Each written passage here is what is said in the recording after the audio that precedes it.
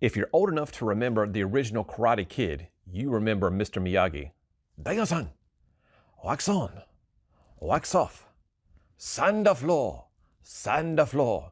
So if you're a child of the 80s, you certainly remember Mr. Miyagi. He was the master. And in today's video, we're going to help you master your emotions. Stay tuned.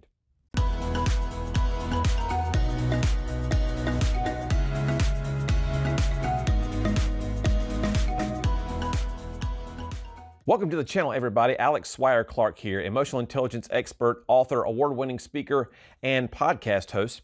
If you're new to the channel, please take the time to hit the subscribe button and ring that bell so you're updated with any new content that we've got going on, trying to grow the channel as much as we can, providing you as much value as we can on a weekly basis. As always, I'm here to help you break down the walls of miscommunication, increase your emotional intelligence, and build better relationships in your personal and professional life. Today's video is all about mastering your emotions, and that starts with self-awareness. Oxford describes emotional intelligence as the capacity to be aware of, control, and express one's emotions, and to handle interpersonal relationships judiciously and empathetically. That's a mouthful, so let me break it down in simplest terms from my perspective, and that is that emotional intelligence is all about understanding yourself. What's the lens that you give and receive information through? That piece of the puzzle. Secondly, understanding others. That's social awareness. Being able to understand that I may be different than someone else. Now, I may not understand it yet, but that's the social awareness piece. And then step 3 is being able to adapt your behavior to meet others where they are. Because if we can adapt our behavior, that's when the magic happens in relationships. So Oxford begins their definition by saying self-awareness. In other words, being aware of your emotions. So self-awareness is being able to understand kind of how we see the world and what we do in terms of responding to it emotionally. And so when we talk about that, we all come from a different point of view in terms of how we respond in our environment based upon our personality style. Now, personality is made up of lots of different things. Personality is how you were raised.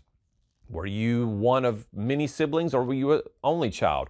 What kind of culture were you raised in? Were you raised in Asia? Were you raised in Africa? Maybe in the United States? What kind of religious background do you have? Did you never go to church in your life? Did you go to church every Sunday morning, or did you visit temple? All those things matter. But also, personality is made up of your temperament. And temperament is how we're wired, how we just see the world, what things tick us off and what things make us happy. And so everyone is a unique blend of the models of human behavior that people talk about. So we can talk about Myers-Briggs and DISC and EQ and PI and Culture Index and all those, Strengths Finders even. All those are great tools for understanding ourselves better. So pick a tool out there. Of course, we have tools here on the channel, but pick a tool out there that makes the most sense to you. When I teach DISC. DISC is super simple. So in today's video, we're going to talk a little bit about DISC and how that affects your own emotions and how you can better master them. The second piece that Oxford talks about is control, controlling our emotions. So that starts with what triggers us. What is it that sets us off? Is it a screaming child? Is it your boss that's fussing at you at work? Is it not enough hours in the day to get your things done? Is it not being able to spend time with your friends or your family? So those things matter in the global perspective of the triggers that we have. Those are very, very much the negative emotions that we can feel, and being in touch with those and being aware of what triggers us. Second thing is, what makes us happy? How are we gaining energy from our environment? Is it from playing board games, going outside and running? Is it a quiet book, just to read by ourselves? Is it getting tons of things done in a day and feeling like a sense of accomplishment? Is it just being with other people? There is no right or wrong answer because everyone is a unique blend of personality traits, but you have to figure out what it is that makes you happy. Again, we've already talked about triggers. And if we can combine those two things, now we have very much a full understanding of who we are as people. And once we understand who we are, then we can start moving on to others. Our responsibility is affected by our ability to respond. Let me repeat that one more time. Our responsibility is affected by our ability to respond. If we can't respond appropriately in our environment, in the various situations that we face on a daily basis, from stresses and from successes, then we leave ourselves open to miscommunication, hurt feelings, and resentment. So if we want to avoid those, we've got to have that understanding that we need to control our actions. We can control our ability to respond. As I tell my children all the time, the only thing we can control are our attitudes and our actions. If we can control our attitudes and actions, then we've got a good sense of respondability and that gives us a greater sense of personal responsibility. And the final thing that Oxford mentions is expression of those emotions. So how do we respond when we're triggered? How do we respond when we're happy? Can we adapt our behavior to meet others where they are? If you're a high D style, can you respond under stress with compassion? If you're a high I style, can you slow down and focus on the facts when you're under pressure? If you can, you're expressing your emotions with adaptability, and you'll be building better relationships one encounter at a time. And that's all we can affect is the one person that we see on the plane or the bus or at work or at the Y or wherever we are. So how do we communicate with each style? Well, starting with our high D styles, those outgoing and task-oriented kinds of styles, we need to communicate with them very directly because they're going to communicate directly back to us. So that means we talk fast, we need to get to our point fast, and don't beat around the bush. When you're communicating via email or in a conversation with a high D, you don't need to worry about making small talk or engaging in the conversation. Get right down to business. Tell them what they need, why they need it, and get to the point very, very quickly.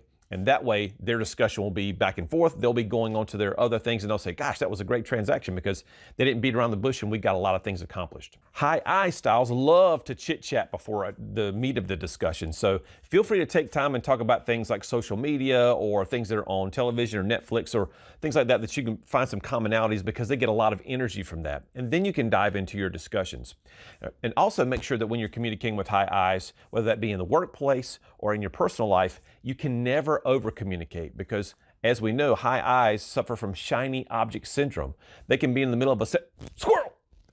They're easily distracted. So those high Is need to have an extra bit of hand-holding when it comes to communicating, especially on important projects at work and things that you want them to get accomplished in your personal life. For our high S's, we need to slow down a little bit. High S's are those super kind people, those reserved and people-oriented types. And so they want to have a conversation that's meaningful. They obviously want to have a conversation that's about people because they're all about those people side of the equation. And so from that perspective, when we're asking for feedback from a high S, we need to make sure that we give them time to process because a high S is going to respond to you, but they need to have the time to do it. So let's say that you're in a work situation and you say, hey, Samantha, or hey, Johnny, what did you think about today's topic? Well, for a high S, they don't want to answer right there in the moment. They want to take their time. They want to get a chance to think about what's going on and how other people are going to react to what they respond to.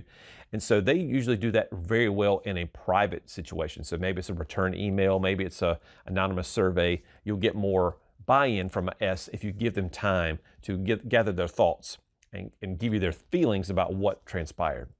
And high C's are very much the same way, although instead of focusing on the people side of things, they focus on the analytical side of things. Those high C's, super analytical, those reserved and task-oriented types. So when you're communicating with a high C, you need to have your facts ready to go. You need to have their questions answered before they ask them. So when I'm making presentations to high C groups or organizations, or I'm speaking to high C groups, let's say I'm speaking to a group of accountants. If I'm speaking to them, then I'm going to slow down, but before I ever speak, I'm going to give them lots of material to look at weeks before we actually get together. So they've got time to process things. They've got time to say, oh, what about, oh, he answered that. Well, what about, oh yeah, he's already answered that. So they've got some of their questions answered before they even get into the scenario. So again, slow down your speech for those high C's as well, but give them time to provide feedback because they're always going to be thinking about precision and process improvement. How can we make this better? How can we make this better? And in casual conversations, they're always going to be led to, structure and organization. So if it's a Saturday conversation with you and your significant other and they're a high C, they're going to be focused on how are we going to get things done in an orderly fashion today? What makes the most sense? And so if you're going to go take out the trash or maybe go to recycling or then go to the grocery store or maybe Home Depot, they're going to have that mapped out in their brain in terms of which one needs to come first, what makes the most sense. Do we need to drop the trash off first, but then we go to the moving store, but we need to go to Home Depot before that because we got to measure the size of the boxes and da-da-da. So they'll have all that stuff organized. So speak to C's in a very organized, structured format, and you'll get much more buy-in from them. So again, to wrap up, Oxford's definition is all about self-awareness, control, and expression of our emotions. And again, it starts with that self-control piece. And once we understand that self-awareness, then we can start moving to social awareness, which is other people. And then we can start adapting our behavior and expressing those emotions in a positive way. Again, if you're enjoying this content on the channel, please hit the subscribe button below, like this video. We're trying to build the channel as best we can, and we appreciate all of your support. Also, I put a link below in the description to a PDF that is the top 5 frequently asked questions that I get when I'm doing talks around the country. And so I've answered those questions. And so if you look in the description below, you'll find a link to that PDF. Just head over there. That'll be some great value again from this video as well as from the PDF. So thanks for watching today. We appreciate it. See you next time.